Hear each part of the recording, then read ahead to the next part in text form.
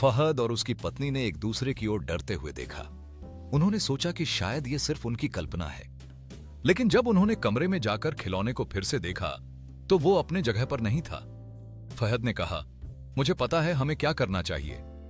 हमें तिश्य बने इस खिलौने को बाहर फेंक देना चाहिए। उसकी पत्नी ने सिर हिलाया। हाँ, लेकिन अगर फिर से आ गया?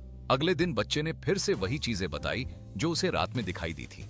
वो बच्चा रोज रात को अपने खिलौने से बातें करता था, लेकिन एक रात खिलौना खुद बोलने लगा। फहद के बेटे को एक लाल रंग का बंदर जैसा खिलौना बहुत पसंद था।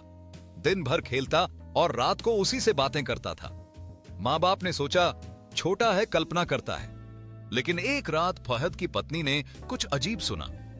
बच्चा कुछ नहीं बोल रहा था, फिर भी कमरे से दो अलग-अलग आवाजें आ रही थीं, एक बच्चे की और दूसरी गहरी डरावनी सी। जब वो कमरे में गई, बच्चा सो रहा था और खिलौना जमीन पर बैठा था, उसी की तरफ घूरता हुआ। अगली रात बच्चे ने खिलौना अपने पास रखने से मना कर दिया। बोला, यह मुझसे रात को खून मांगता है। डरकर माँ बाप ने खिलौना फेंक दिया। लेकिन अगली सुबह वो खिलौना फिर से बच्चे के बिस्तर पर था और उसकी आंखों से लाल रोशनी निकल रही थी।